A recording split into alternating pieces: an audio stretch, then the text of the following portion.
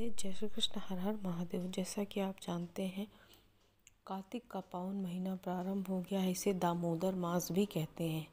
इस मास में कार्तिक स्नान, भजन, पूजन, हरि सुमिरन, हरि कीर्तन, तुलसी पूजन, संत सेवा का बहुत ही महत्व है। इससे न केवल हमारे पाप कटते हैं, हमारे पुण्य उदय होते हैं और हमारी जो भी इच्छा से हम कार्तिक स्नान करते हैं, कार्तिक का अनुष्ठान करते हैं, वो इच्छा अवश्य ही पूर्ण होती है। मैंने बहुत से लोगों को देखा है, कोई पुत्र की कामना करता है और 1 महीने नियमित कार्तिक का अनुष्ठान करता है, उसे पुत्र की प्राप्ति होती है। जो धन चाहता है उसे धन, जो विद्या बुद्धि चाहता है, हरि की कृपा से वो भी मिलती है। और हरि तो है ही अनंत, उनकी कृपा भी अनंत है। हरि अनंत, हरि कथा अनंता। बहुत से भक्त हैं जिनकी मनोरथ पूर्ण हुए हैं। अब कार्तिक महीने में क्या करना चाहिए? सबसे पहले तो कार्तिक स्नान का बड़ा महत्व है। आप किसी तीर्थ स्थान में जाएं, पुष्कर स्नान करें या घर में ही नहाने के जल में गंगा जी का जल डालकर स्नान कर सकते हैं। इसके साथ ही साथ स्नान आदि के बाद हरि सुमिरन का बहुत महत्व है। आप हरि के जिस भी रूप में पूजन करते हैं, उस रूप में श्री हरि का पूजन करें। आप श्री हरि के रूप में पूजते हैं, कृष्ण के रूप में पूजते हैं, राम के रूप में पूजते हैं, जिस भी रूप में पूजते हैं, आप अवश्य ही हरि का सुमिरन कीजिए। विष्णु सहस्रनाम का पाठ करना बहुत अच्छा होता है। गजेंद्र मोक्ष का पाठ करना, दामोदर अष्टक का पाठ करना, राम अष्टक का पाठ, श्री कृष्ण के मंत्रों का, हरि के मंत्रों का, राम जी के मंत्रों का पाठ करना बहुत ही अच्छा होता है। उसके साथ ही साथ तुलसी सेवा का भी विशेष महत्व है। आप प्रातःकाल तुलसी को जल दें, उनका पूजन करें धूप दीप गंध अक्षत से। फिर सायंकाल दिया अवश्य जलाएं।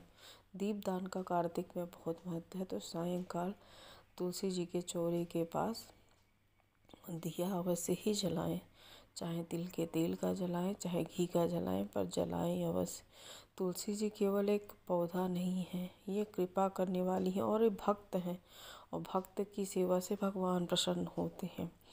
और इसके साथ ही साथ तुलसी जी सौभाग्य देने वाली हैं, आदि व्याधि हरने वाली हैं और हरि की कृपा दिलाने वाली भी हैं तुलसी जी। तुलसी जी सामान्य नहीं है। यदि आप हरि की विशेष कृपा चाहते हैं तो प्रत्येक दिन कार्तिक मास में एकादशी को छोड़कर प्रत्येक दिन श्री हरि को तुलसी जी की माला चढ़ाएं। उनके पत्तों की माला बना के, उनकी मंजरी की माला बना के चढ़ाएं। मंजरी चढ़ा सकते हैं। इसके साथ ही साथ नैवेद्य में आप तुलसी का पत्र रख के भगवान को भोजन या नैवेद्य अर्पित करेंगे, तभी भगवान स्वीकार करते हैं। इसलिए तुलसी दल सामान्य नहीं है। और अगर आपको अपने मनोरथ कोई पूर्ण करना है तो विष्णुपदी करने पे भी बहुत फल मिलता है।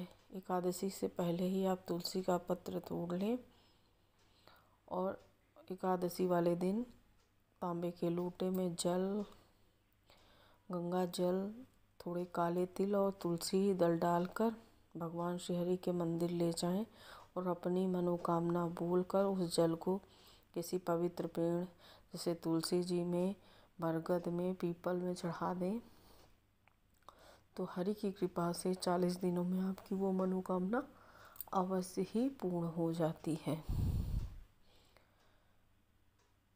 और हरि भजन तो कार्तिक में बहुत ही आवश्यक है। आंवला पूजन बहुत आवश्यक है। तो हरि भजन कीजिए, हरि सुमिरन कीजिए और कार्तिक के महीने का लाभ उठाएं। श्री हरि विष्णु हम पर, आप पर, सब पर कृपा बनाए रखें। इसी मनोकामना से विदा लेती हूँ। राधे राधे। जय श्री कृष्ण। हर हर महादेव।